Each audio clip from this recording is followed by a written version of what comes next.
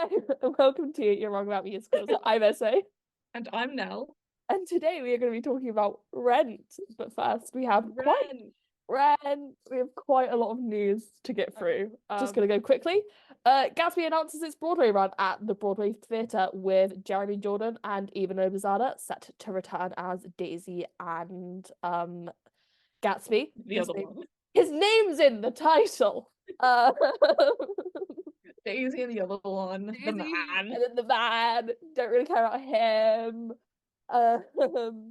With I don't know whether or not it's been like we had this discussion before we started recording. I have a vivid image in my mind of there being a TikTok announcing the full cast.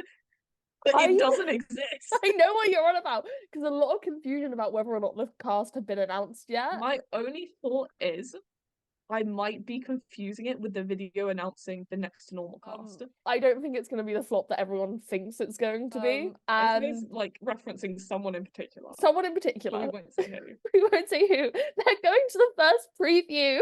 Esme really wants to go and see Great Gatsby, in case you didn't know. Yeah. But I don't think it's going to work out. Anyway, moving on to something else I'm happy about. The next normal cast was announced. It's the Donmar cast transferring. It's just the same. It's just the Donmar. I'm finally going to see it for the first time ever. I've never listened to it. I'm going to go in completely blind. I only know what Esme's told me, which is quite a lot. Quite a lot. Yeah, you know a lot more than the average person. It's like I know what I'm getting myself into. I just have no idea like the plot properly or anything. You don't know. I know the plot. It's going to do to you psychologically. No one does until you see it. I don't know what it's going to do to me psychologically. It's been a great week for me news-wise. Like personal things that like I really wanted to see happen are happening this week. Harmony is about a group of comedians during World War II, and they're Jewish, so I guessed Nazism was going to play in at some point. Yeah. But I think the big issue with Harmony is that they never knew how to market themselves. A lot of their marketing seemed very focused on, hey, we have Sierra Baguette and Julie Benko. To us, which it was worked, by the way. I wanted to go and see it. The general public was like, it's a Barry Manilow musical. And so everyone was like, good times in the Barry Manilow musical. Wait, what do you mean about World War II? Crazy. I feel like yeah, there's been some bad musical marketing recently. Yeah, they don't really know what to do with that. But I feel like Harmony was unfortunately the first big, I don't know, big flop of the season. I don't know if flop is the right word, because I feel like all the reviews I saw of it were good. Yeah, I think Casualty. I was just in an echo chamber because again I do want to see it. Yeah. But I only saw good things about it. Yeah, I think Casualty would probably be a better word to use. And as everyone keeps saying, this is the most crowded season ever that we've got going on. And so things are going to open and things are going to close prematurely. It's going to be like 2017 on steroids, but we've all got fully developed brains now. Very excited. Yes. What next?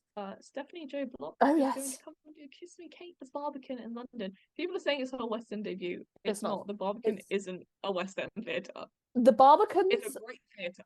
The Barbican is, geographically wise, it is a good hour's walk from where all the other theatres are.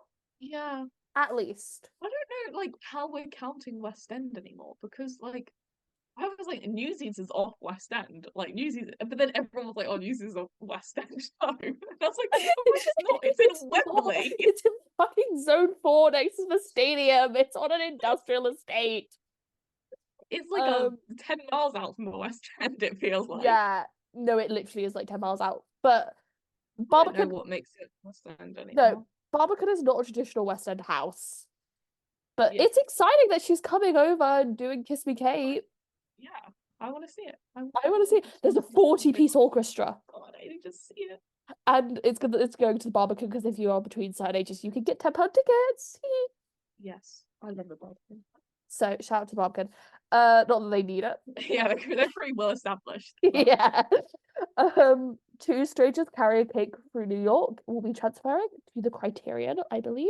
It's a good place to put a 2-person show. The Criterion seems to have an issue like keeping shows. I don't think I've ever walked past there and seen the same show.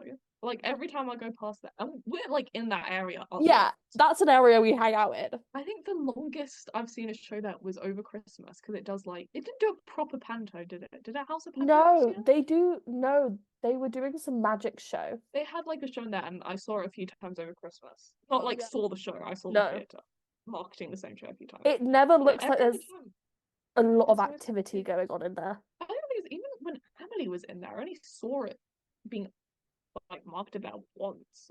Yeah, it's weird, but good theatre for a two-person show to go in. It is a really good theatre. I think it's just we were saying it's slightly too big Yeah, that it struggles to like fill. it's too big, but the shows it has to have are too small, are too niche to be mainstream. Yeah. Anyway, I'd be down to go see it. I listened to the song that they released this week, and it's actually pretty good. I kind of want to see it. I'd say pretty good. Time Traveler's Wife is closing in 6 weeks, I believe. Do I think there are worse things on the West End right now? Personally, yes. Yes. Listen to my interview review for that. I think that the first 2 songs of both acts, very good. Rest of it needs to be cut. Yeah, I've not seen it, so I can't comment. Those I've my heard thoughts. very mixed reviews. I've heard some people love it. I can get how some people would love it. It's one of the it's very palatable. The casting was announced for Suffs, Heart of Rock and Roll, and Limpika. I wrote it down wrong, but I believe that's how you say it. Limpika did the most dramatic thing, and they had like the cast members come out on stage. I've heard good things about the Heart of Rock and Roll one, like the casting for it. The casting's good. It's a jukebox musical though, so I'm not going to see it. Suffs I'm also very intrigued by. It's about suffragettes. And it does sound pretty good. 2 of them I'm very intrigued to listen to. The other one I'm like, okay, I'm gonna let you rock. Speaking of jukebox musicals, oh god, the worst offender in my opinion at the moment. We just spent like an hour, and no offense to fans of Moulin Rouge, I'm sure it's a great show when you see it in person. We just spent an hour laughing at it. We were like, Esme got a full list of all of the songs that are in it, like just the snippets and like medleys where they reference this song. Not even reference, just sing like a line of the song. Yeah. It is ridiculous. It is insane. Moulin Rouge is one that I probably would have seen already if it wasn't so goddamn expensive. I've heard very good things. I'm sure it is good. I've read the plot now. For a long time I avoided it. I was like, I'm just because it is such a jukebox musical. It's so commercial. I like a commercial thing. I mean, I fucking love Les Mis, and that's commercialized to shit. Yeah. But it's not one that I was ever willing to spend more than £20 on, and they don't have any tickets for that rate. Yeah. And I was just never gonna see it because I don't like jukebox musicals. Yeah. I have friends who have seen it and like sat at the can seats and sold their lives for it, and they really enjoyed it. I'm like, I'm sure if I did sit in a can seat, I'd have a great time. Everything I've seen about it, I'm like, I understand why people love this. It looks very fun. It's just not my thing. Another reason it's not my thing. Oh yeah, another reason why I don't like it. The Broadway production. Stunt casting. They're stunt casting. I don't see why they need to, because again, Moulin Rouge, everyone knows it. Sure. But they've got Boy George in. And we talked about this when it was first announced. And they did like their big announcement on like Twitter with the video and everything. But people were rightfully pointing out in the comments of that post, like in the replies, hey, you know this guy is like a sexual abuser. Like, there's a whole case about it. It's very well documented. It's very well known. And they are hiding the replies. Yeah, so he's about to start his run imminently. I don't exactly know when because I don't care. I think it's like start of next month, I believe. It is very soon. February 6th he's starting. Yeah, early February. And they are they're starting to drum up some more hype. But the thing I don't understand is, tourists come and go, and sure, people that don't really know Boy George will see the name and go, oh, I'll go see that. But at the end of the day, it's the people who are buying tickets again and again and again and again that are your return customers, and you do not want to piss them off. They're hating it. And they are. As I was saying, she's seeing people with full Moulin Rouge layouts on Twitter. Yeah. Tweeting out, fuck Moulin Rouge. My favorite. It's not only hiring an abuser, like that is horrific. It's silencing people that are calling you out. Because at least if you didn't silence them, you could pretend, oh, we had no idea. We didn't know. Like, no one's going to believe you, but you can pretend. You're like hiding the replies, calling you out on it. So someone with a full Moulin Rouge like theme, and the username Trevate IK has tweeted Moulin Rouge should fire Boy George as Zidler and hire Boy Genius instead. Amen. Amen. I would go see it. If they got Boy Genius in Moulin Rouge. That's a lie. I won't ever go see Moulin Rouge. No, I actually, think there are very few scenarios where I would go see it. If what I are got they? tickets for free, Okay, maybe. Yeah. Even then, it's not guaranteed. Alternatively, I would sell them at a very high price. And people would pay it, that's the thing. Oh yeah, I'd make a profit. Also, Derek Clare's back. Oh yeah, that's good news. Another play. I want to talk about this. Stereophonic. It's announced its transfer. I really want to see Stereophonic if it ever comes to London. Actually, I've heard about it, but I haven't heard like anything in depth. I've like no idea what it's about. Inspired by Fleetwood Mac. Ooh. So I've got to be there, obviously. Mean Girls does shockingly well at the box office. It made 33 million. Yeah, it's pretty good. Open. I was going to tell you this before and I forgot. Okay. I saw this guy on TikTok. I shouldn't laugh, but he was like, "Oh, everyone's like, musicals need to movie musicals need to market themselves as musicals more. Yeah. Like they need to Yeah. a musical." But my favorite musical is Mamma Mia, and I hate Les Mis, and like, I think they said like Phantom or something, and they're like, and this kind of marketing is perfect for people like me. I was like, then you don't like musicals. musicals. You like ABBA. There's nothing wrong with loving ABBA. I love ABBA. I love ABBA. Musicals. But you don't like musicals, my love. Oh my god, Les Mis is being re-released for some reason. Everyone's gonna hate me for it. I fucking love the Les Mis Nell's movie. the only person who's excited about this. I really like the Les Mis movie. Good. You get to hear Russell Crowe sing stars in better definition. I know, I'm so excited. Everyone's like, he's shit. I've heard worse. I have as well, but like, you know. This is just more random things. Ariana DeBose was called Not a Singer. And none other than Anthony Ramos. So I was watching, first time I was watching it, I was like, this is ridiculous. Like, do they not know that she got her Oscar for West Side Story? And then I was like, it's not Bella Ramsey's fault. They've just been handed this, sorry. And then I'm watching it again like a couple hours later, and I'm like, hold up. I know who that is next to that. See, mine was the opposite because I got the video on like just show up on my Twitter feed. I was looking at it and I just like, it's Anthony Ramos. I had no idea what the video said. I was like, there's no way. What's he doing there? I forgot he was in a movie. But, you know. Yeah. And I was like, oh, hold on, what? Like this What's video is going meant to be about Ariana DeBose. That's what like it was captioned. And Yeah. I look at it like Anthony Ramos, co-star of Ariana DeBose, saying she can't sing. Yeah. Anyway, Josh Groban and Annalie Ashford left Sweeney Todd. People cheered. Both sad and you know. I mean, people like two of my close friends are Annalie Ashford accent haters. Yeah, me included. Oh, so it's free now. Okay. Yeah. It's like no offense to Annalie Ashford. I think she's an incredible actress and singer and all that, and I do love her. I love Annalie Ashford. But the accent. Stop letting her do a British accent on stage. I did get a video of Josh Groban like doing his last little rise up. Oh, in the beginning. That was cute. And I like how they're putting on the standbys and the understudies until Sam Foster and Aaron Tveit take over the role. Which is an incredible cast. Yeah. The date for West End Live has just been announced. Oh, fuck off. When is it? Day after Taylor Swift. Well, we have to go. Maybe we'll get in this year. Rent is a musical with music, lyrics, and book by Jonathan Larson with additional lyrics by Billy Aronson.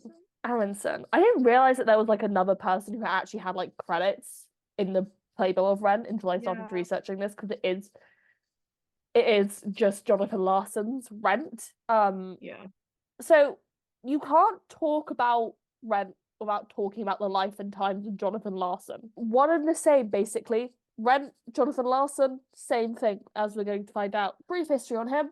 Born in White Plains, attended Adelphi University. He, after graduating, moved to New York City to focus writing musical. Didn't want to be an actor, despite the fact that everyone in his life was like, "You're the greatest actor ever to exist, Jonathan." No, his friends were very gushing about him, and I don't know whether or not that's because of what happened later. They genuinely thought he was the greatest thing ever. I'm gonna try and not be cynical about this because I really have come around to Rent. in doing this I research. think Rent is a really good musical. Yes. Like, it objectively deserves all the hype it gets. Yes. It's just when you grow up with Rent having all that hype, there's a little part of you that wants to be like, actually, Heather's the Yes. musical is objectively better. It's not. It's so not. And it's just not. It's not.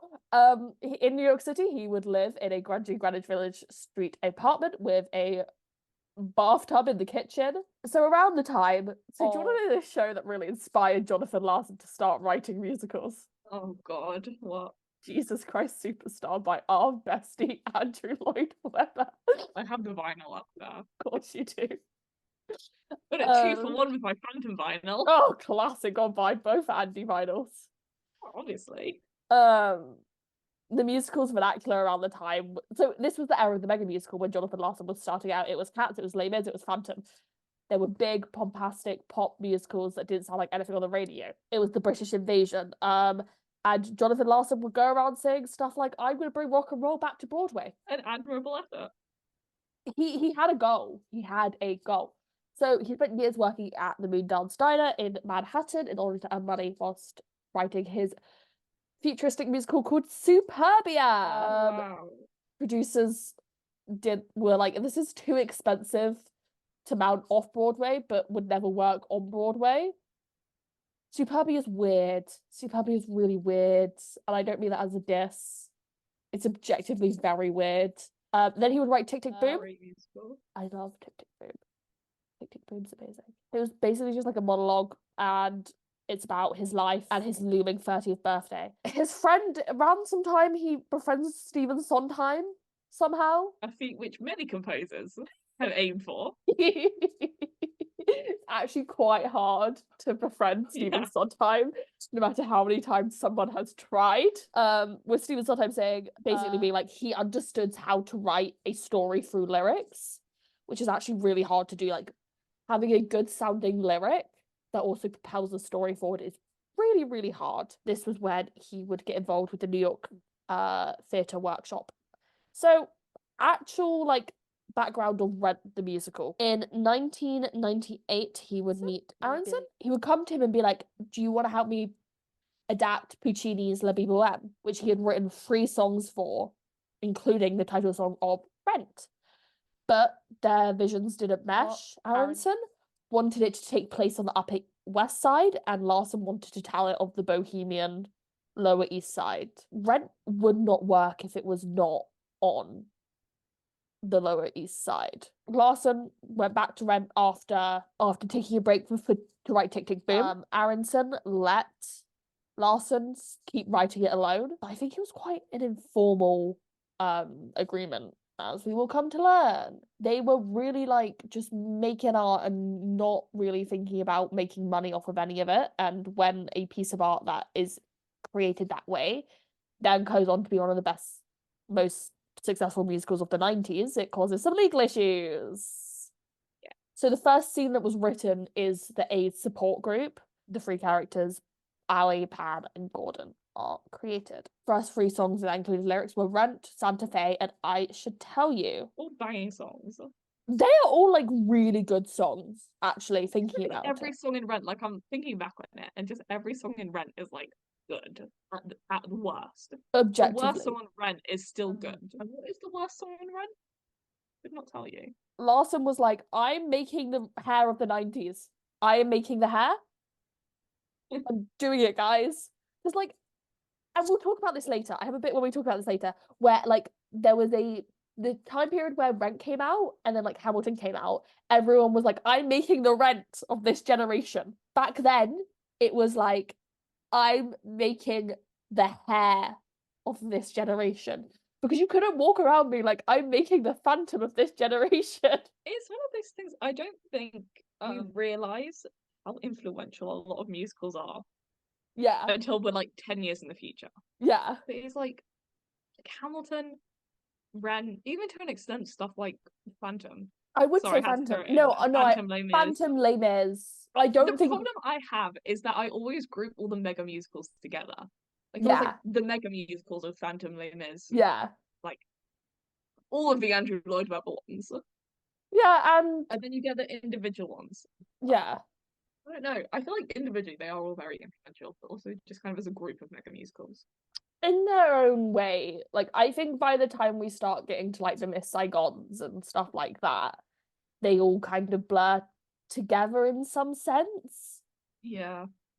Which isn't Um, necessarily a bad thing. he wanted to like blast people out with a grisly, messy show of it taking 7 years for it to ever come to fruition. During one of the first workshops, Michael Greif was brought in to work on the show. Michael Greif likes to be involved in musicals that are edgy, that are genre defining. He has done one of my favorite musicals, Next to Normal. Thank you for that. And he was also involved in the development of Dear Evan Hansen, so can't can't be too nice to him. He has an overall pretty good track record. Yeah, and I think this season he's doing like free shows.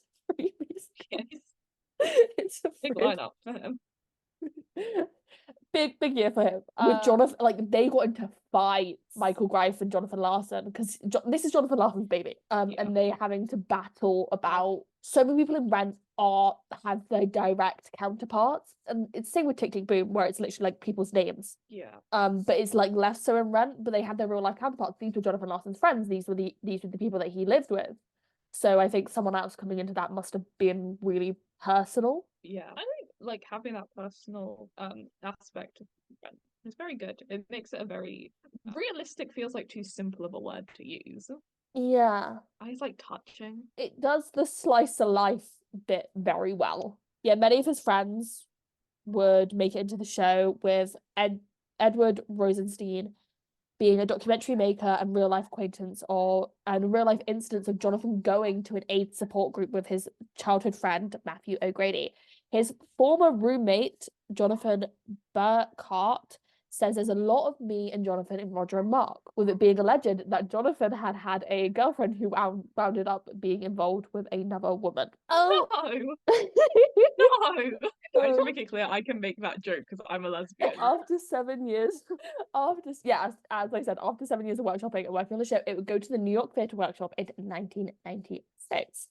There would be a 6-week run at the 150-seat theatre, and it would cost $250,000 to produce. That is like Jesus Christ. That's cheap. That's so cheap. That's so cheap. What, $250,000? Mm-hmm. For a 6-week run. That's like £10. Yeah. I made that same joke earlier. Me and Esme will chat for like 2 hours before we start recording, and I like test out my jokes on her, and then I say them in the episode. So if I'm not laughing at Nell's joke, it's because I've already heard them. And yeah, she's already heard it. She gives me feedback. She's like, work on that. I'd worked on that. Okay, I've got to be serious now. Okay, I've got to be serious. I actually started crying when I was putting this together. I think I'm actually losing my mind. No, Ren and Jonathan Larson are very like emotional stories. Yeah, because I never really looked into it because obviously like I knew it, you know, but I never like knew the facts, if you get what I mean. Because at this point, this part of the story is basically musical theatre folklore. Yeah. 3 nights before the final dress rehearsal, while watching a run through of Act 2, Larson complained of chest pains, with Michael Greif saying, "We were rehearsing what you own when there was a disruption. We found out that the disruption was Jonathan was very ill. He asked to be taken to the emergency room. An EKG at Asprini Medical Center revealed no heart irregularities. They misdiagnosed him with possible food poisoning," as Daphne Rubega said. Will adds to his producer, "They don't look for a 10-inch tear in your aorta when you're a healthy 36-year-old. 2 days later, still not feeling better, Larson went to the hospital. This time, St. Vincent, again, they only sent him home." Jonathan Larson would then give his only interview to the New York Times the night before his death, due to the fact that there was an 100-year anniversary of Libby Bowen, with Larson saying in an interview, "It's not about how many years you live, but how you fulfill the time you spend here. That's sort of the point of Rent." Do you get what I mean when I was like, when you actually look into it, this is such a sad really story. That night, before he gave the interview, there would be a sold-out dress one with his friends and family. Afterwards, Jonathan would go home, make tea, and would die of an aortic aneurysm sometime early that morning. Yeah. Jesus. Oh, Jonathan. The first preview would be cancelled, with the performance being for the Larson family, friends, and friends. The cast and crew would sit around and do a sing through of the show, with one friend saying, this was his funeral and Jonathan had written his own score for it. Listening to the show, Jonathan had prepared us for his death. Jesus.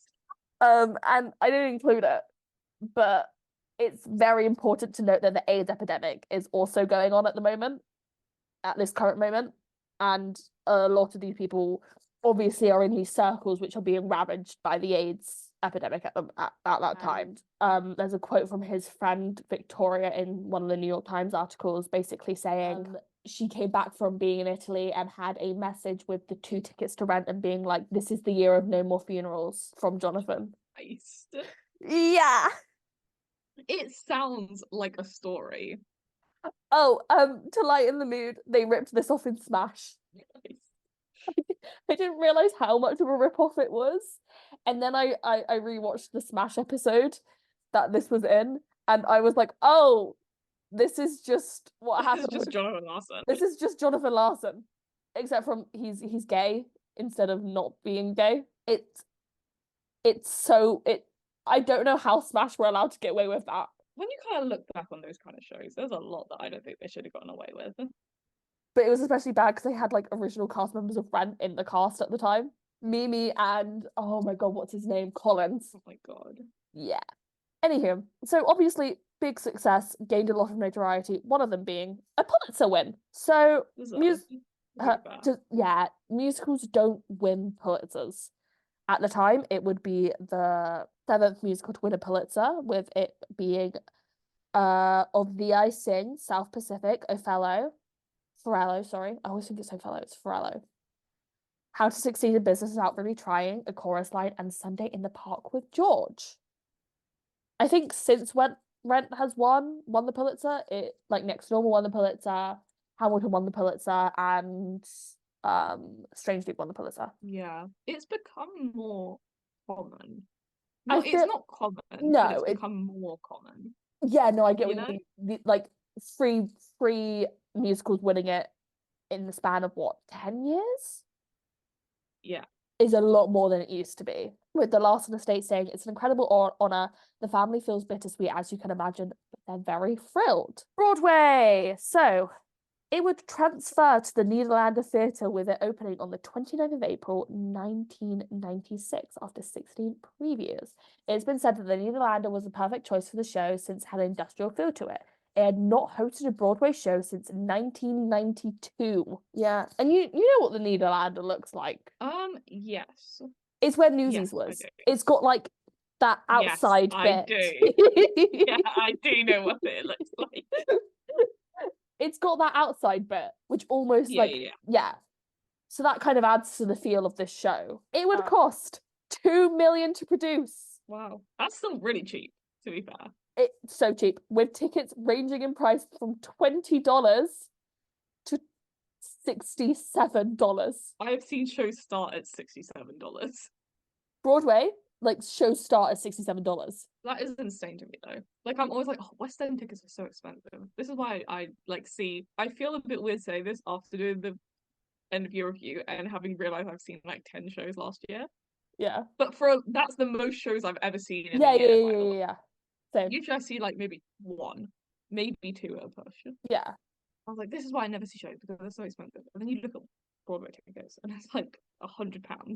How does anyone see Broadway tickets? How does anyone see Broadway shows? It's insane. Reviews. So the interesting thing about the reviews is that they weren't as gushy as I thought they were going to be. I do really feel like it's again one of those shows you look back on a lot. Like, that's not saying it wasn't good for the time. It was incredible at the time as well. But it's just become such like a classic show that I think we look back on it really fondly. I think at this time, Rent had become a bit of a phenomenon, and so I wonder if the impulse with the reviewers were, what can I talk about that's not already been said? That's how I kind of feel doing this whole episode. Yeah. I'm not going to have anything groundbreaking to say. I'm not going to even have my own opinion on Rent. No, it's really hard. Like, I like Rent. I think Rent's good. End of the episode. We're done. That's what we're gonna say. Wrap it up. But no, like I feel like things I don't want to talk bad about Rent. Like I'm not gonna be like, I think they could have done this instead, or I think this should have happened, or I don't like this bit. Because none of it's true. You know? interesting. I'll probably talk about it more Yeah, when when we get to actually go thoughts. far into it. Yeah. But But it's no, just that's like I don't feel like when I talk about like Anastasia, I'm like, yeah. you know what they should have done? They should have done this and this and this and this, and that would have made it the perfect show, even though it's already perfect. With Rent, I'm like, I don't know. I guess maybe like with Anastasia, we were like, they need to cut some songs. What songs should they cut? Maybe and then this we were like, one. They could none. cut like 10 songs. Yeah. With Rent, I'm like, well, I like even songs that I don't listen to or I don't like. I don't think they can cut them. You know, they're good. Interesting. New York Times said Brent Jonathan Larson's luminous, youthful musical that started at the tiny New York Theatre Workshop on East 4th Street in February has opened last night at the Nederlander Theatre after previews drew much paparazzi's dream as Billy Joel, David Bowie, and Ralph Fiennes and no Toto were not in the East Village anymore.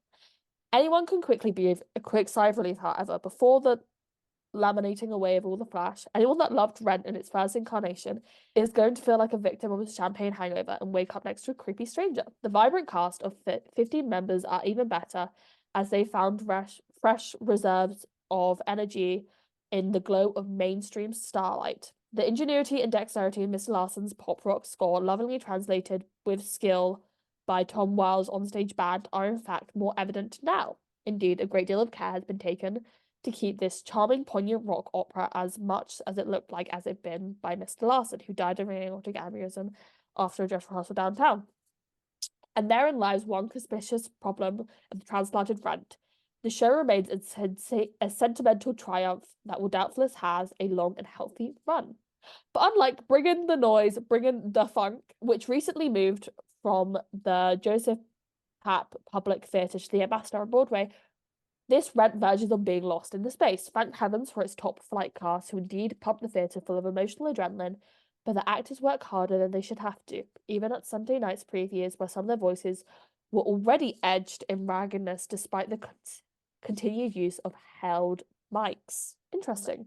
LA Times said Monday night Rent opened at the Nederlander Theatre, the most anticipated opening in several years. Anyone who's seen it cannot help but ask, would this musical be a red-hot ticket if Jonathan Larson had lived?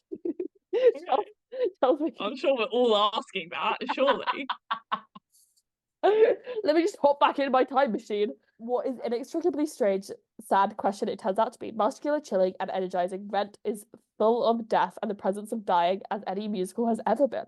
The show is focuses on a group of young people clinging fiercely together whilst living a difficult, extenuating existence on the brink of poverty. And as it turns out, Jonathan Larson is the main character in this wonderful but imperfect show. What would have been merely moving in Rent made unbelievably bittersweet, and the knowledge evident appears in most songs is that Larson grappled profoundly with the meaning of life and art in his final years. His death should be irrelevant to his achievement, and yet it is not. It is most directly evident that the fact that the rock musical Hair, which opened on Broadway the same night, 29th in 1968, like the hippies memorialized in Hair and the bohemians of Rent wear their youth, poverty, and creativity like a cloak around them, shielding them from judgment of the enemy, anyone who is sold out and has money. This generation's Vietnam is the AIDS virus and the rampant materialism they see all around them. Now just made another face. As he just starts talking, I was like, trying to find a place, and goes, this generation's Vietnam is the AIDS virus. Using that equation, does that mean our generation's Vietnam is COVID? No. No. Because COVID wasn't just like our thing. Yeah. Like, I don't know, Vietnam was specifically like American, and particularly American youth protesting it. The AIDS virus was predominantly gay people. Yeah. Protesting against the treatment and stigmatization of it. Yeah. COVID, everyone had COVID. Everyone had COVID. Rent is the thing most of its characters don't have money to pay. Amen. And its blissfully overloaded hodgepodge of emotion and life and talent. How do you figure a last year on Earth is the plaintive chorus of the show's most beautiful number, Figure in Love, Measure in Love. Rent is a memorial service as a work of art clearly and authentically created in love. Pulled yourself back in there at the end. Well done. So Variety basically started out by comparing it to Stephen Sondheim, Irving Berlin, and Richard Rodgers, which interesting choices. I can get the impulse of like great theatre composers. I understand why. Yes. It's just Rent doesn't sound anything like that. No, and there's a very clear through line from Richard Rodgers to Stephen Sondheim, like musically. Yeah. And then they started talking about Alan Menken for some reason. Oh, love Alan Menken. Love that man. The tragedy of Larson's public death as well as a private one, for no one else has shown as much promise in restoring theatre's permanence as a source of popular music. So it's basically saying like Jonathan Larson was our one hope to get back in the public consciousness, and he's dead. He kind of did it though. Like he did it. Rent did kind of do it. Rent kept you guys in business because we've not talked about this, but I think the 90s were a really hard time for musicals. Yeah. You'd had the mega musicals of the 80s, and then you were just kind of like, and what do we do now? And then Jonathan Larson saved us all. I think you like even just talking about the pricing of them. Yeah. Like from the cost, like how much mega musicals cost to put on and keep on, compared to 2 million to put Rent on Broadway. Like you see this I think you see it in a lot of aspects of life, but you go from something like really big to something very, very stripped back. This is a weird thing to compare it to, I think. But you see it in like makeup. Yes, yeah. Like the makeup trends of the 2010s, for example. Yeah. Even like I'll do the same time period. 80s makeup is known for being very big, very neon. The same as like fashion. If you go to 90s makeup, it's like more drawn back, kind of smoky eye, darker. Yeah. Same with fashion. It's like skimpier. Yeah. You know, tighter. It has to balance it out. I don't know. I feel like that's why it's so hard to compare Rent to like any other musical, apart from other ones that came about in the 90s. Yeah, and I think the 90s. And even then, Rent is like the musical of the 90s. Yeah. I just keep coming back to the Rent versus Hamilton debate. But then again, I think if you look at like the musicals of the 2000s, I think Rent versus In the Heights is a better. Yeah. I think it's so you get mega musical of the 80s. Yeah. I don't know what kind of musical you call Rent. Like down to earth musicals of the 90s, like Rent. Strip back. What else came? Yeah, what else came out in the 90s? Oh, like that's the issue. Is I think we had the tail end. So I think Miss Saigon was like 92. Yeah, but that was still kind of that was like a remnants of the mega musicals. I was looking at like a list of all of like the musicals that came out. Blood Brothers. Oh yeah. That's so incredibly British. The best Broadway musicals of the 90s. Chicago. It had a revival. Lion King. Chicago had a revival. It wasn't written in the 90s. A lot of Disney musicals. Grease. Yeah, apparently. Disney started their Ragtime. Yeah. Which is mega. Ragtime is huge. Jekyll and Hyde. Yeah. Sunset Boulevard. Yeah. I forgot about that. So, best musical winners of the 90s. City of Angels, Aspects of Love, Real Rogers Follies, Miss Saigon, Once in This Island. I think these beginning ones, you see falsettos. It's a good Yeah, you're seeing like falsettos like starting to happen. Yeah. But you're seeing a lot of like leftover mega musicals. Yeah, like Sunset almost. Boulevard. Shows that were very much being developed around the time of like mega musicals being in their heyday. Yeah. It's once you get to like Rent, which is 96, which is the latter half. By the time I'm ignoring Disney musicals because those are their own beast. Always going to be mega. By the time you get to the end of the 90s, you have Parade. But it's like you have those movies. You have the kind of more, I guess, stripped back is the right kind of word for what. And again, it's only because Rent is what defines the 90s in terms of musicals.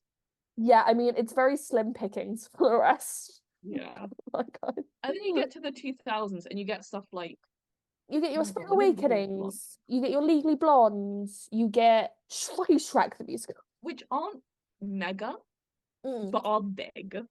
Like they are like Legally Blonde. Oh my God, what's the song called? What You Want. Like that is a big number. Yeah. In the same way you have in Legally Blonde Reprise, it's a big number.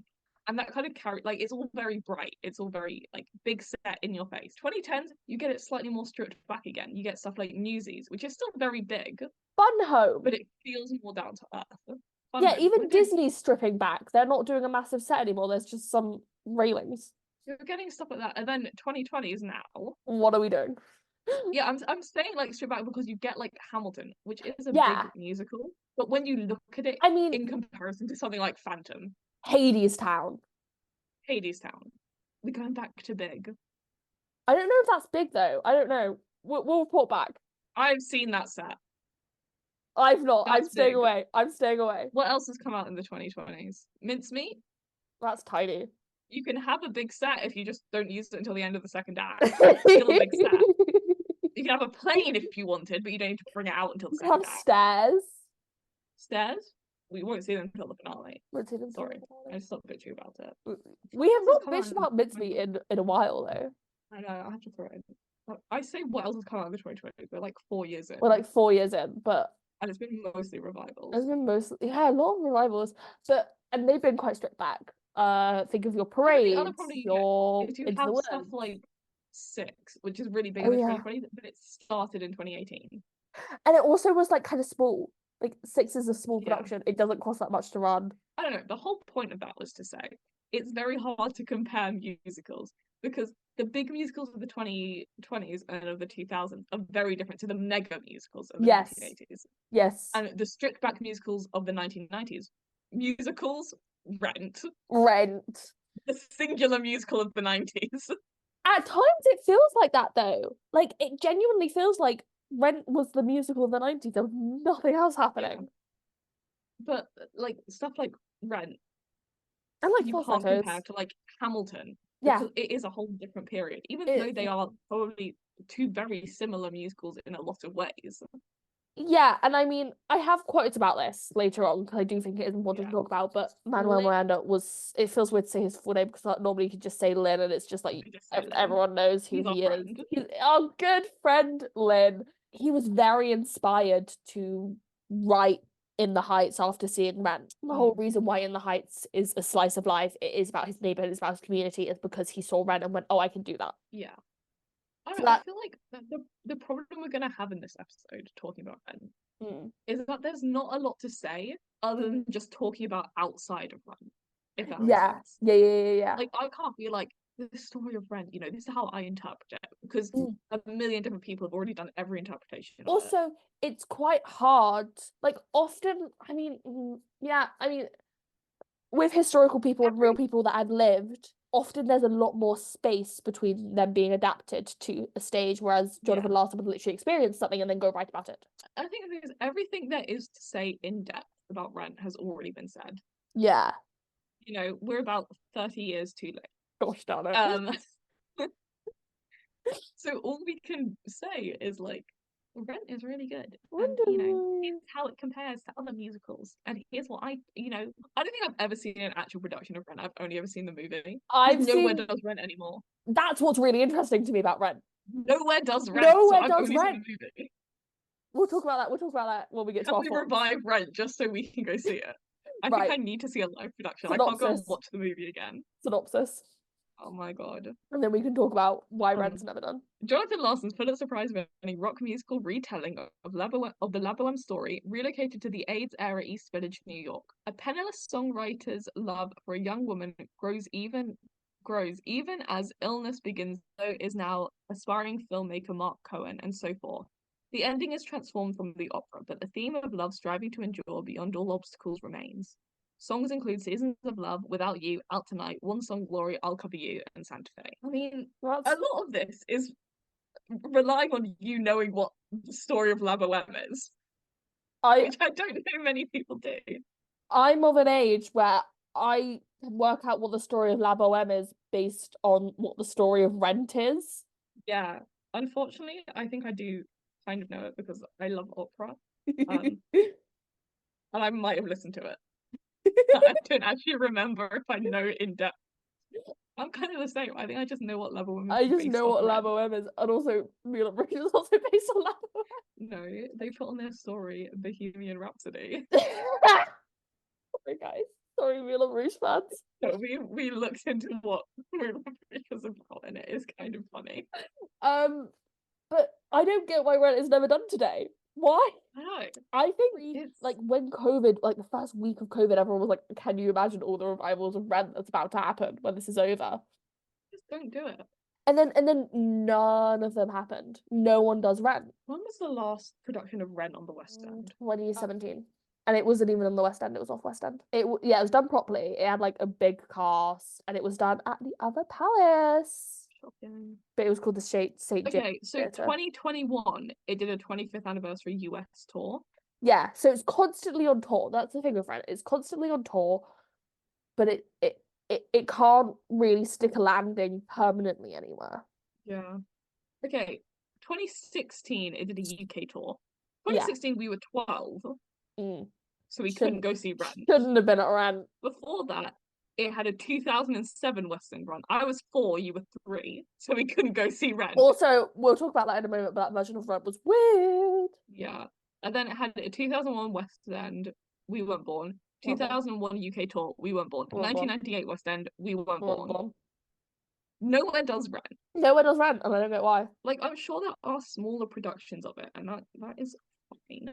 I love seeing smaller productions of stuff. I would love to go and see a small production of Rent. There just aren't any. No, it's inexpensive. And I wonder if the fact that we've just lived through a pandemic is making people go, I don't really want to put on a musical about a pandemic. Epidemic, sorry. I mean, but it's kind every of single musicals podcast has brought this up a million times already. There is a like high school production of Rent that did pink eye instead of AIDS. I don't know that actually. No, I've never heard that. Every single musicals podcast has brought it up at some point. Really? But there is just like I'm pretty sure there is. No, I remember watching like a compilation of these, like from some musical talk about it, and there was another one within Annie, where they did all of Annie exactly the same, and then at the end they had Annie wake up from a dream back in the orphanage. I've been thinking about Rent obviously quite a lot this week, and I've kind of come around to it because for a while I was like, it's kind of a bit outdated, and it's kind of like I was being a bit pretentious about it. I was being a little pretentious bitch about it. As is my, I'm not gonna say it's my right, but it's my impulse almost as someone who grew up in the shadow of the Rent craze, if that. Yeah. Like, I've never lived without Rent. Yes, like, I was like, oh yeah, I like musicals. I like musicals. Like, oh, do you like Rent? Oh, Seasons of Love. Seasons of Love. I've mentioned a couple times that I used to sing inappropriate songs out of context, so they were made like appropriate for children, but like the second we'd look into it, it'd be like, what the hell's this? We would sing Rent as children, and it wasn't Seasons of Love. I have no idea what song it was. I bet it was fucking like Take Me or Leave Me. Or like Alton. What's the one? The candle one. Will You Light My Candle? Yeah, I can see you doing that. Like your degree. Me, my mate Toby. Yeah. I think, and I remember doing Will I, like when I was a bit older. And I love the song. I think it's an incredible song. And you can tell it comes from such a place of love and understanding, that song. Yeah. And it's so beautiful the way it builds. Yeah. I think the thing is with Rent, this is gonna sound not bad, but like weird. Yeah, so no one really talks about AIDS anymore. It's not as prominent in our culture. Yeah. It's not like a big crisis anymore. Thankfully. It's not like it's a big breakthrough that it's being solved. Yeah. No one really talks about it. So, and Rent, like the song Will I, like I know I said that thing about there was a high school production with Pink Eye. You could not sing Will I and have an entire audience believe you are singing about Pink Eye. Yes, or like COVID or anything like that. There's not really a way to modernize it. And I don't think it needs to be modernized. I don't think any musical like Oklahoma, it did a really good job at somewhat modernizing it. Yeah. It felt fresh. It wasn't a whole new story. It was fresh.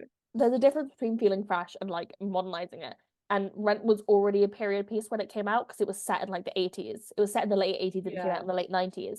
By the time Rent came out, because there was a delay in regular pop culture and regular mainstream culture, from my understanding, about wanting to talk about AIDS. And so Rent kind of met that moment of like, oh, we want to talk about AIDS now. Here's a musical about that. Again, I feel like there's not a lot to say for us because I can't be like, here's how AIDS helped me. Like, here's how, Yeah. AIDS, like, I said that wrong. I said, here's how AIDS helped me. I meant to say, here's how Rent helped me, or here's how AIDS affected me. Yeah. But I was born in 2003. By the time I was like conscious of life, we Mm. were pretty far past the point of AIDS, or at least past the point where like people were talking about it to a like 5-year-old. Past the point where people were like, AIDS is not a death sentence anymore. At the time, it was not, and it wasn't even when Rent was being performed for the first times because they have ACT, which is what Mimi and Roger are both on. But I think like again, I'm going back to Will I because I think Go ahead. It's a good song. It's a Will great, I might be my favorite song. I good think one. just because it is a very, very beautiful song. Mhm. In terms of how it sounds. I'm also going to say right now, again, I've only ever seen the movie. And I do like the movie. I actually really enjoy the movie. Okay, for once, Nell's not insane for thinking the movie's good. The movie is pretty good. But I like how they do it in the movie with Yeah, them the camera going round and round this little support group and more of them disappear. that's a good Um moment. and I like the way it reflects in the song of less people singing. But I think it's like that song, even if it's being like written and performed after the worst of the AIDS crisis has passed, Yeah. it's still talking about the stigma because even now Yes. Yeah, yeah, there's like a stigma about AIDS. yeah. Mm. Like I don't know, growing up, there were boys who were like, oh my God, like you still go to being like that's AIDS, Oh, yeah, yeah, yeah, yeah. and like boys I knew growing up would do that kind of shit. So there's always been a stigma that it's bad. Well, Yeah. not to the extent that there was in the like 80s and 90s. Mm. I think Will I really does that well. Because the whole song is not, oh my God, what if I die? What if I Yeah. die? It's like, will I lose my dignity? Will someone care? And I You know? think I love the line, "Will I lose my dignity?" Because at the end of the day, like I think that's what's so harsh about a condition like AIDS that if left untreated, like you lose stuff Yeah, quite slowly almost. And it's so yeah. that's deterioration, your health. Um, One I think one criticism that's been lobbed at Rent is why don't they just pay rent? I feel like that's not the kind of focus of the musical. It's not, but like when nitpicky like people are like trying to be edgy and they're like, why don't they just like pay Benny I their saw money? someone being like, yeah, Benny gave him a really good deal. I was like, why are we sticking up for landlords, guys? First of all.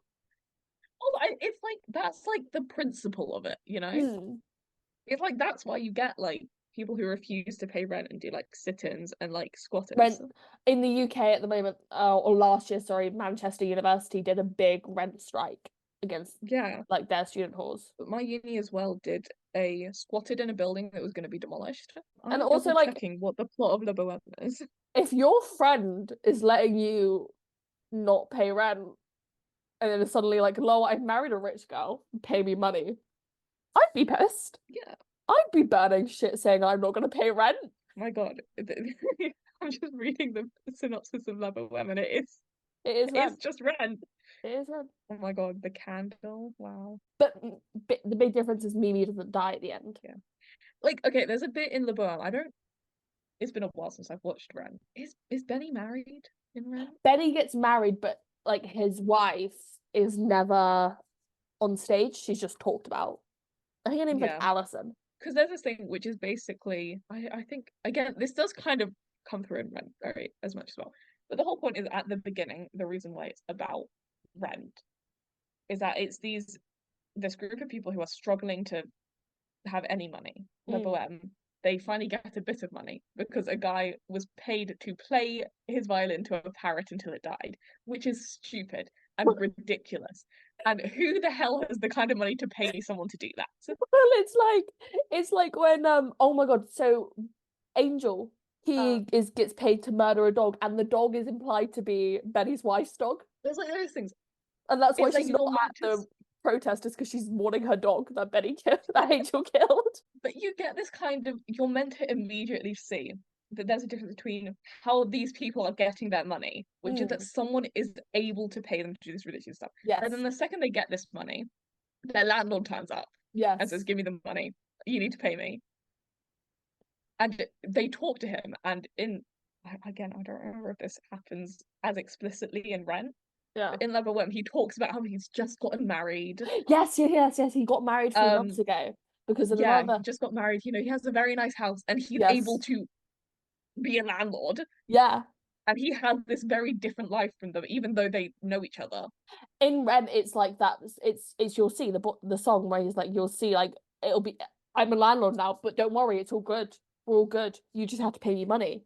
You know, you have to take a stand against something. It may as well be paying rent to people who don't need it. Yeah. My landlord owns 3 different houses and she's jacking up our rent. Housing needs to be done away with. It's Yeah. horrific. I should not be paying as much as I am for a moldy flat. Anyway, someone going to say no. Again, I don't want to get too into like, here's my interpretation of the plot because everyone has already done it and has already done it a million times better than I'll be able to. Yeah. With Rent though, in Rent, like they've just got married, and the part that always like I'm always like, huh, I need to go back to that, is because it's implied that Mimi and Benny were together until like very recently, and then I was like, but Benny's married and got all this cash. Wow. So I looked into it. He got married very quickly for the money, and then cheats on his wife with Mimi, and then it's implied that his wife finds out, and then stops paying Mimi's rehab. Yeah. Which is just rude. Yeah, like even in the synopsis, it's like their friend Benny, who has since become their harsh new landlord. Yeah. He goes back on an earlier agreement and now demands last year's rent. Mm. Yeah, so before shutting down their electrical power, which is why they have all of the candles. light my It's candle. coming back to me. It is crazy just how much happens in Oh, like the first few songs. oh yeah. So if I'm being really nitpicky and if I have a criticism of Rent, it's that so much happens in the first act and then kind of nothing really happens in the second. Yeah. Like Angel dies and obviously it's very sad. And Mark and Roger sit around and talk about selling out. Okay, again, also, Benny arrives, speaking of Maureen's upcoming protest against his plans to evict the homeless from a lot where he is hoping to build a cyber art studio. Yes. And everyone's like, that's just that's just Maureen's performance space. That's why she doesn't want the homeless people to be evicted. And it's like, no. Benny offers that if they can successfully convince Maureen to cancel the protest, Mark and Roger can officially remain rent-free tenants. But they say no, and he leaves and sings "You'll See." Yeah. Oh my God. I think Oh, then they sing Tango Maureen, great oh, song. fucking love Tango Maureen. Flew Over the Moon. Whatever the hell that's Maureen's performance art. Hilarious. Intentionally or not, hilarious. And the song La Vie Boheme slaps. Oh my god, it goes so hard.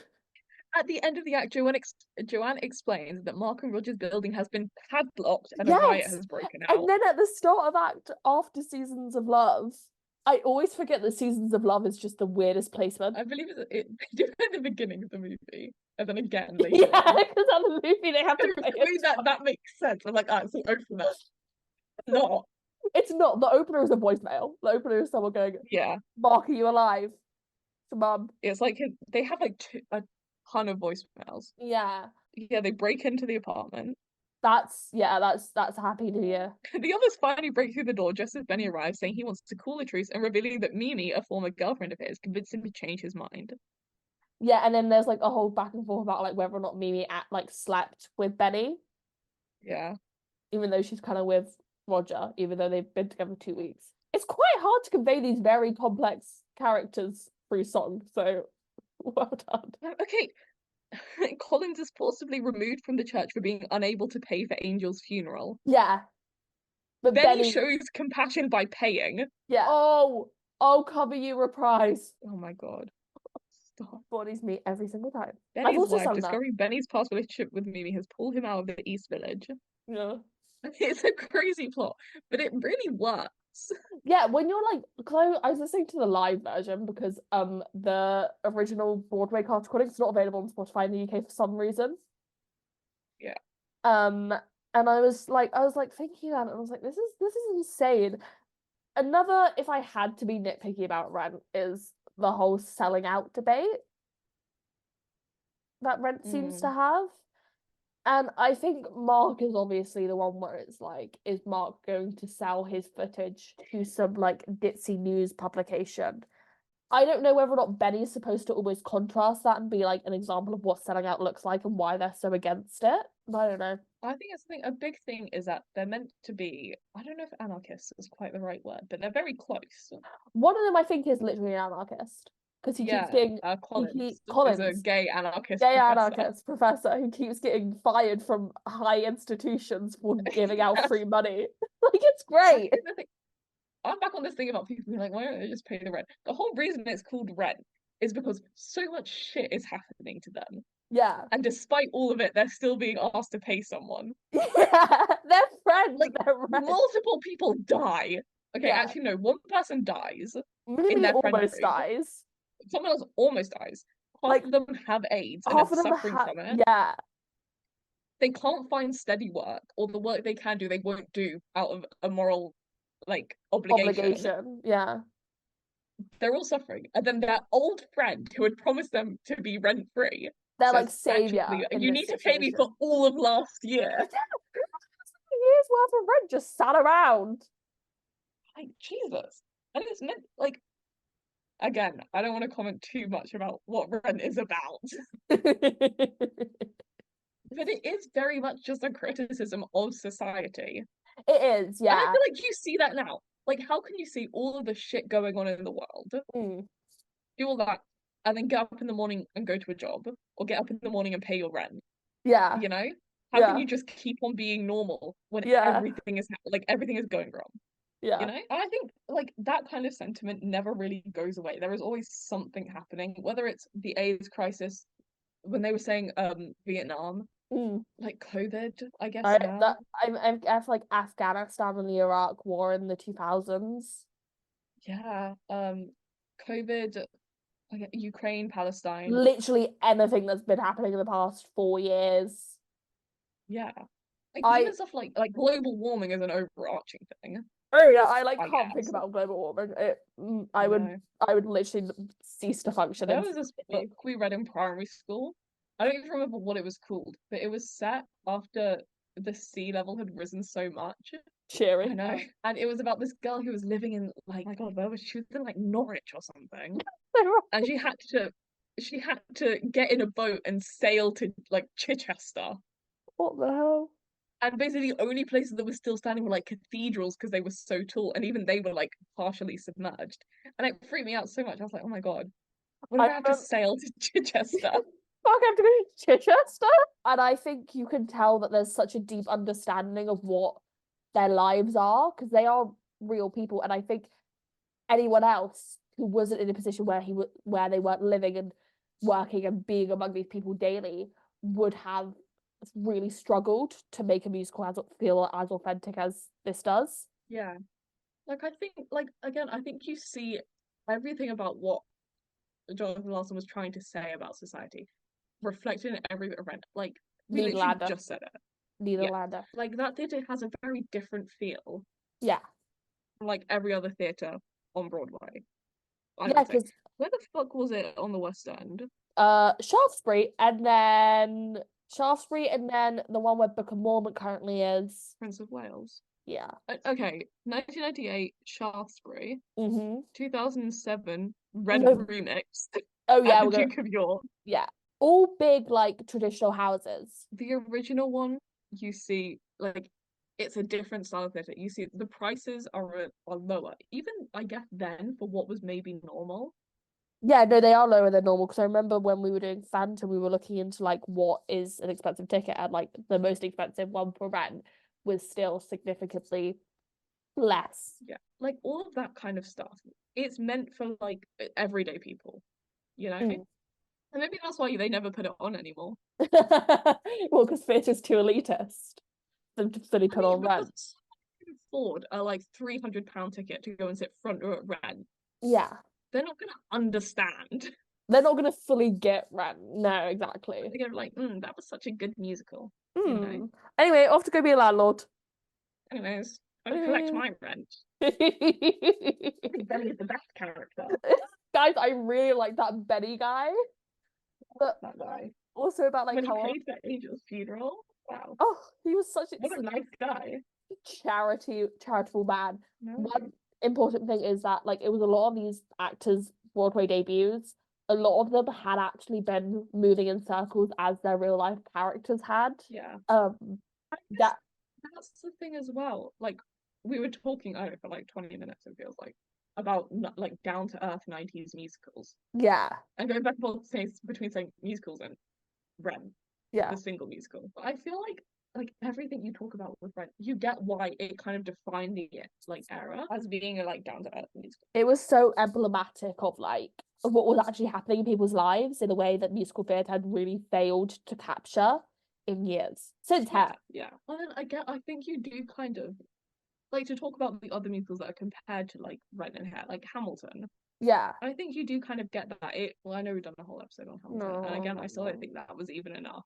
No, there's stuff I still that haven't I said. get like it feels weird to say we haven't talked enough about Hamilton, but I'm really struggling to talk about Rent. How With yeah. Hamilton, like the sound is so different from other musicals, especially at the time, and Yeah. it resonated more with what was popular at the time. And it Having brought a a new pretty much sound to Broadway. yeah, having almost entirely non-white cast, or at Yeah. least non-white principal cast, Apart from the was very king, different to but what you yeah. But and that I kind of mean, makes sense in the yeah. storyline. And I It's mean, very different to what you normally see on Broadway.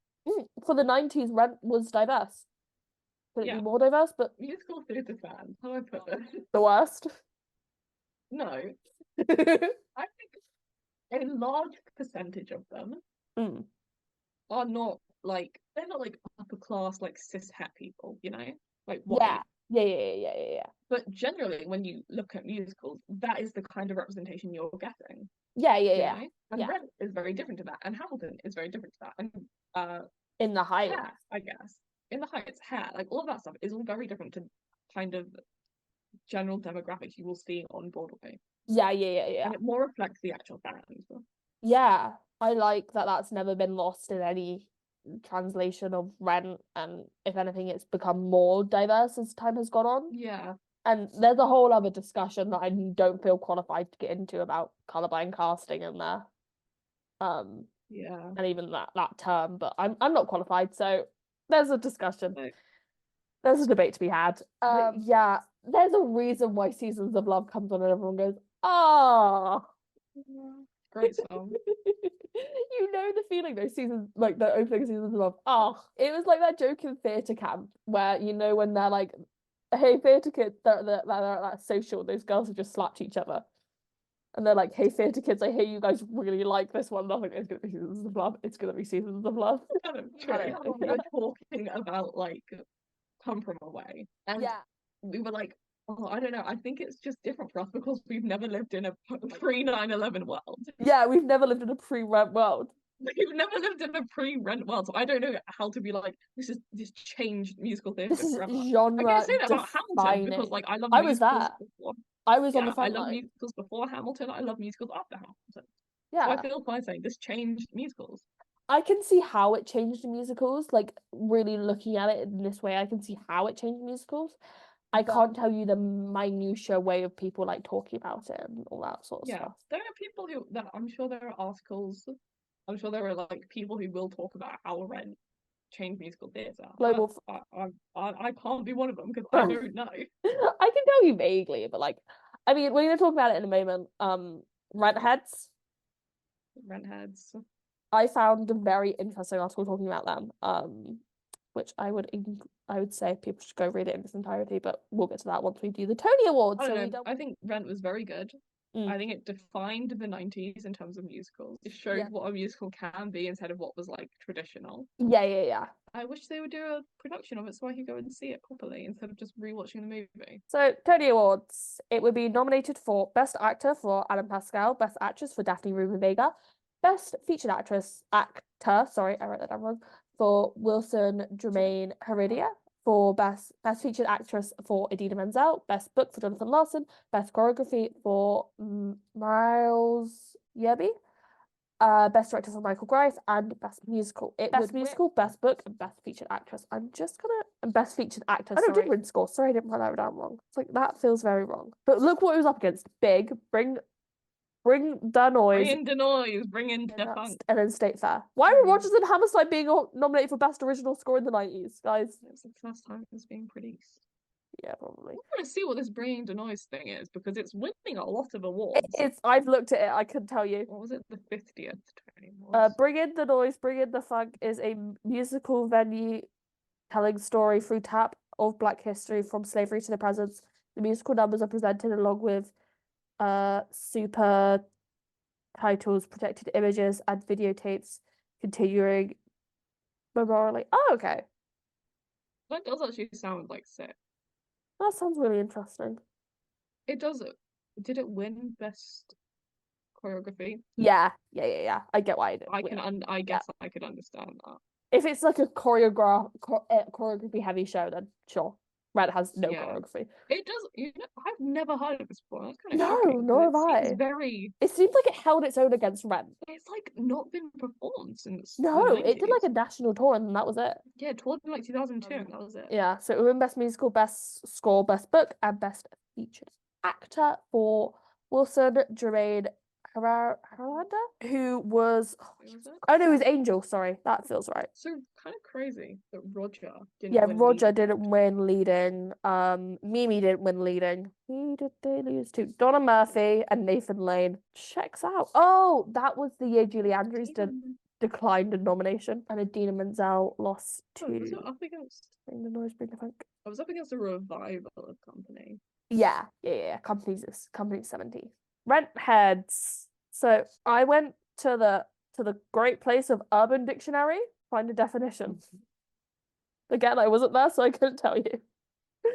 Rent heads, according to Urban Dictionary, a rent head means someone who really likes the musical Rent, usually found rushing to get $20 front row tickets, and many have seen the show 100, even thousands of times. Because I feel like I've seen a photo of like people lined up to go and like try and buy tickets to Rent. That's an image in my brain. Rent heads are the living, breathing affirmation of why Rent exists, said Jeffrey Sal, one of the show's one of the show's producers.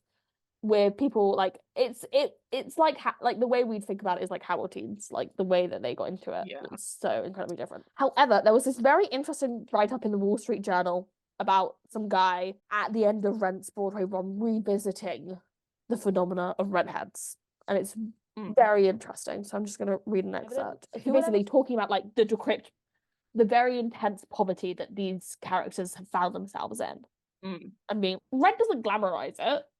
That's one thing Rent does well. It doesn't glamorize it. It just shows their lives. Who would ever long for those days? Evidently, hordes of young Rent fans who for the past 12 years have been cheering, even fetishizing the show's depiction of young love, downtown creativity, and urban grudge. Rent heads and the most zealous fans call themselves, boast about seeing the show 7 or 12 or 20 times. Rent closes its Broadway run in September.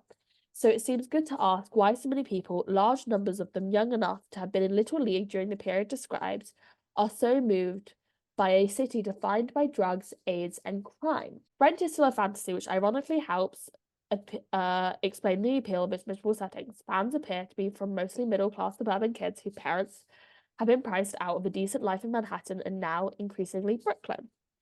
May see themselves as outsiders.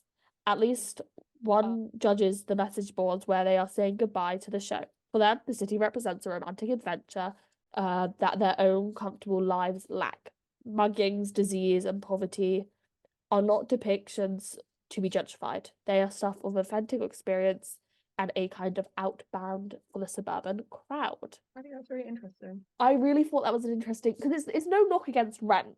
It's just saying Rent does a good job at describing why and describing the decrepit poverty that these people are finding themselves in. So why are people romanticizing it in a way? Yeah. It's the same. It's not exactly the same. It's the same. Like when people see Hamilton fans like writing fanfics, drawing fan art of like slave owners and the founding fathers, but like that is weird. It's similar to that. We're like, why? Like you're making these real people who were slave owners, out to be your little baby girls. It's like he and baby. It's like. It's nice to know that fandom's been doing that for a while. Oh yeah, I get what that article's saying though about being like these people. I had this conversation with my sister about Saltburn. Oh my god, yeah. I've not seen Saltburn, but I kind of want to see it. It's pretty good. I have actually seen it. I watched it with her. There's a big thing about particularly the class divide in Britain in Saltburn. Yeah, yeah. And I guess Rent does a similar-ish thing for like the US, where it's not entirely, but it's these people who, in reality, are probably closer to being the Bennies Yeah, yeah, yeah, yeah. when they're maybe not entirely like upper class, like millionaires rich, Yeah. like House in the Hamptons kind of rich, Yeah, yeah, yeah. but they live comfortably, but they want the adventure of the lower class, where they're like, oh, I could just, go out all night and I could live with all of my friends in like a little apartment that's not And that we nice, can but has like all of our memories in it. sing Le Bebop and Seasons of Love. Yeah, And I don't care about getting hypothermia. Like I won't. yeah. That'll be fine because I won't pay my rent. Yeah, I'm just like not gonna pay my rent. I guess like they're saying those kids were young, Mm. like being in little leagues when the actual Yeah, period was happening. yeah. They're not getting the mess. They don't get rent, but they claim to get rent. Whereas we're like, I don't get rent. Rent's not for me to get, really. Yeah. I understand to an extent what it's saying, Yeah. what it set out to do. It doesn't apply to me because I don't live like that. I don't I don't live in that time period or in that area. The Lower East Side, like I once stayed in the hotel on the Lower East Side. It's a completely different place. It's so sanitized, and New York City as a whole. We're actually going to talk about this next week. Believe it or Oh my not. god, yeah.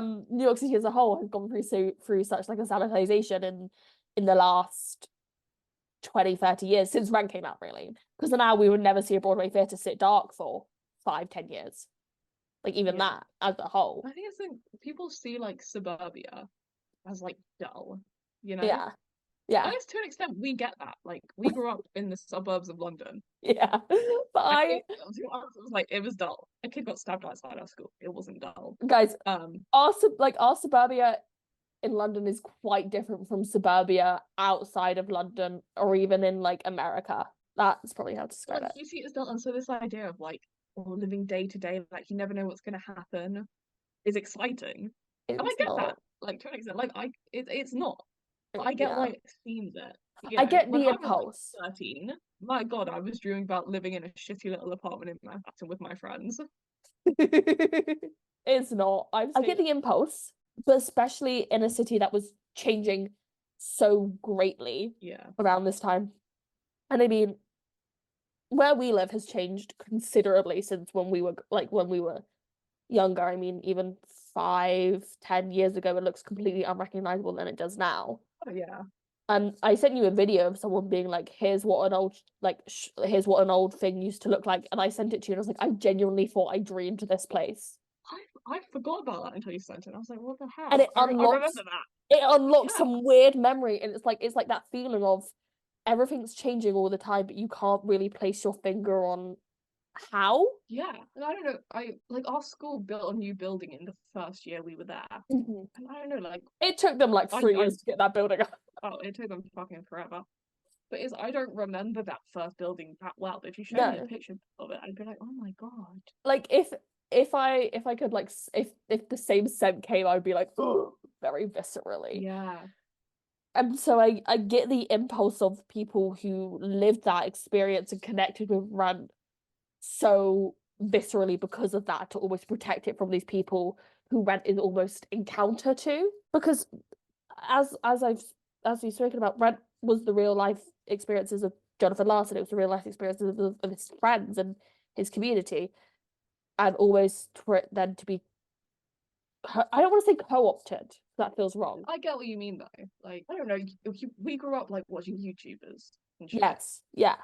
And I'd be like, yeah, I'm gonna live like in a house with all my friends, and we're gonna like hang out with each other all the time. And it's gonna be like And it's LA. gonna be like it's gonna be a plain white house with pops of color. Yeah, and they're gonna be like Perfect mint green. 2010s aesthetic. Yeah, it's gonna be like mint green, and we're all gonna have EOS, and we're all gonna like shop at Bath and Body Works. Yeah, that kind of life. I don't know. You co-opt that kind of stuff. Yeah, you co-opt what's around you to some extent. And I don't know. I think the thing is, and I assume Jonathan Larson must have maybe not expected it, but known to an extent that if you write your own experiences into a fictional story, Yeah, people are going to take those experiences for themselves. Yeah, I think that's where like Rent can kind of get hard and difficult, is because we don't know what he would have thought about any of this. We don't know what his feelings are Yeah. towards any of this. Yeah. And so there is kind of no authority for it, because I think, again, going back to the Hamilton comparison, where Lynn almost in some respect like got involved in fandom in some way. And it's why this is completely off topic, but you know when like singers, like just general like mainstream singers, Mm-hmm. and I have a specific one in mind talking about this, but I won't say it for fear of exposing myself. But they'll write about their, like, as every singer does, they'll write about their own experiences into a song. Yeah. For example, maybe they'll write something that is very blatantly about their issues with like eating and body weight. Yeah. And if you write that into a song and then you release that song and you're already an established singer, Yeah. you have to, you know, objectively, to some extent, that people are going to take that and infer stuff about you. Yeah. And so when fans are like, no, you cannot, you're making this up. You know, you can't delve into their personal lives. Mm. I said it. Like, I used this. I'm making this bit up entirely, but you'll see singers like write lines like, "Yeah, I tried to kill myself, and I hate myself, and I hate, my wife." I think like I know. Fans being like, you can't say that they tried to kill themselves or hate their wife I because think that's delving into their personal lives. I mean, Taylor Swift fandom has been in the mainstream news for what's acceptable to say about her and what's not. Oh yeah. I'm not going to get into that because I don't want like, to. Again, but like different between like Taylor Swift writing Betty. Yeah. She is not. I don't even fucking remember his name. James. James. She is not James writing about his girlfriend, Betty. Yeah. She's Taylor Swift. This dude saying like, but no, even Taylor like Swift is a lesbian, even and like being her like, more... Lover shows she was in love with Joe Alwyn for at least a little bit. And I mean, like, even like her more confessional stuff, like I think I don't know. There's a difference between saying, interpreting the line. Sometimes I think about jumping off of very tall somethings. I'd be like, maybe she was suicidal. There's a song called Lavender Haze, and lavender is associated with gay people. Taylor Swift is gay. She writes about a hairpin dropping. She's gay. Versus I've loved you 3 summers now, darling. I want them all. I don't know. I feel like it's a weird discussion to get into from talking about Rent. Definitely, like I think Rent has experienced death of the author in like the most fullest extent. The only one like I can see it, the extent being met is like My Brilliant Friend. Which is one of the things I love about it. People are weird, people interpret stuff however they want, and I think you're allowed to do that. You're allowed to take a song and be like, this is what I think about, this is how I relate it to me and like my life. But there's a difference between doing that and saying this is what it means about the author. Yes. Yeah. Which I don't think Rent fans do, by the way. I'm sure like we got very off topic. I'm sure like some of them have. There's like 10 out there that do. Yeah. But generally speaking, they're not listening to Rent and being like, I want to live like this. And therefore Jonathan Larson, I don't know, had AIDS. No one is saying that. If Rent were to come out today and have the same response, people they probably would. But I'm so glad we're not in that stage anymore, because that would have been hell. People these days I think are more insane than they were back then. Yeah. Because you would get people saying very proudly and would make whole accounts about dedicated to we're not talking about fandom and AIDS. We're not talking. Rent is very serious, and Jonathan Larson's death is very sad and very tragic, and we shouldn't joke about it. We're not joking about it. We're joking about idiots. Fandoms. We're talking about fandom and not Jonathan Larson. He was a very smart and very talented man. R.I.P. legend. Anyway, right. I would love to see Rent someday. Plagiarism concerns. Oh god. So Lynn Thompson claimed partial ownership of Rent, and she sued the Jonathan Larson estate twice. They did reach a settlement for an undisclosed amount of money, with credit as a dramaturg on the title page of the playbill. In the court suit papers, it said that Rent would make $250 million over its lifespan for the Larson estate. Jesus. I guess I can see why. You can see why. I think the vibe I get, no one fact check me on this, I've just I think Julie, his sister's whole career now is managing the Larson estate, and Yeah. she's doing a great job. Tick Tick Boom, she was a producer on that. Very good work. I think the thing as well that you have to acknowledge when talking about like how much money Rent is making is it's not just how much Rent the musical is making. It's Yeah. the fact that to an extent the success of Rent has led into the success of Tick Tick Boom and then making a movie out of Yes. it. Yeah. And like that kind of stuff. Thompson was originally paid $2,000 for her work, but like it was when it was like a little Yeah. New York City Center thing. It was. And if Rent wants to make this 250 million, they should put on another production. I want to see it. I will exchange. You can have the Fortune Theatre, put on a production of Rent there. You could take back the Shaftesbury. Speaking of Another great which, show on there right now. no, we've not seen it. We don't want to. It would open on the West End on the 23rd of May 1998, and it would end its run on the 30th of October 1999 at the Shaftesbury. Shaftesbury was always a weird place for Rent to be. It Yeah. didn't mesh in my mind. I Again, feel like we could. You know what? No West End run. Let's get it into the Wembley Troubadour. Oh yeah, I think we could go there. we could go there. I would go to Wembley for that. Yeah, I would go to Wembley. Once Starlight Express, we're going to Wembley anyways because we're Oh, yeah. seeing Starlight Express. Yeah, Remember? obviously. Once that's out, let's put Rent there. Yeah, it would do really well I there. could see it at like maybe the Donmar. I've not been to the Donmar in probably about 10 years. I think I didn't even go properly then. It could run at the Donmar. Yeah, it could. Again, they would do the front of the theatre for £20 tickets, and it would only last 18 months before closing. Yeah. It would then return to the West End in I don't think 2002 at the Prince of Wales.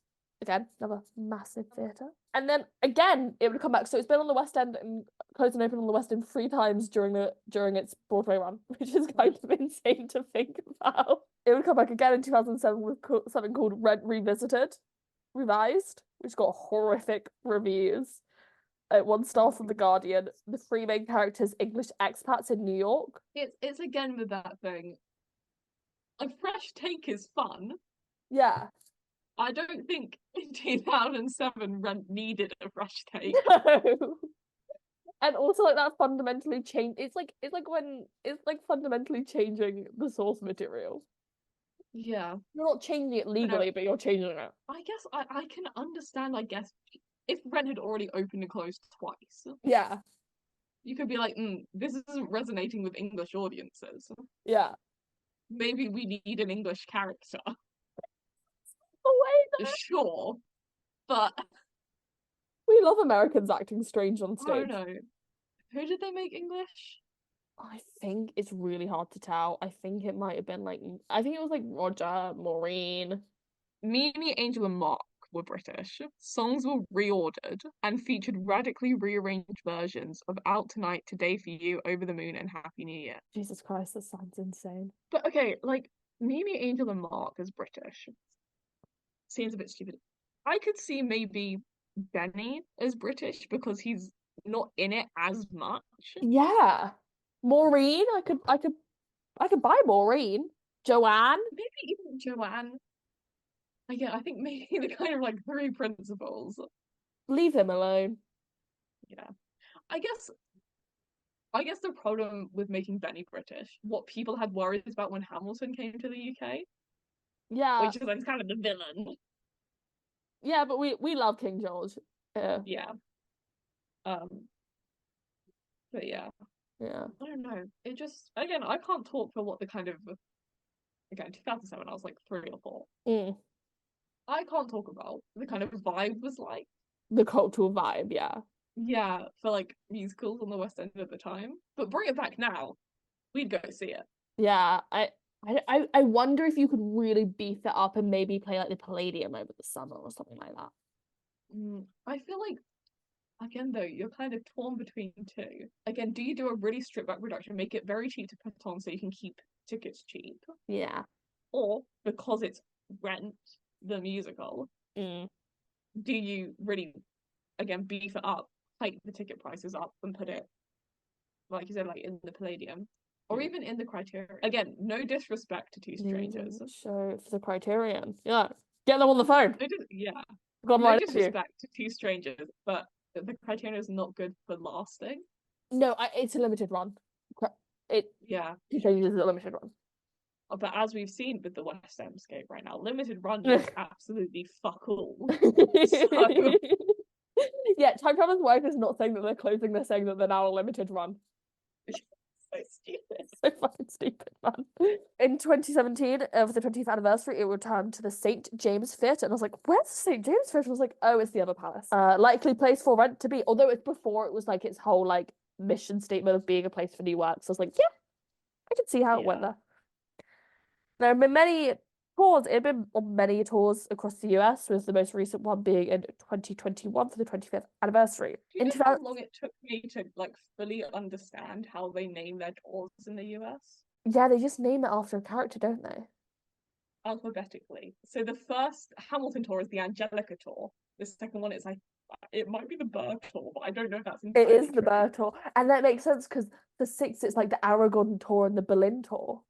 Yeah, the first Rent tour was Benny. The Angel tour. The second one was the Benny. It's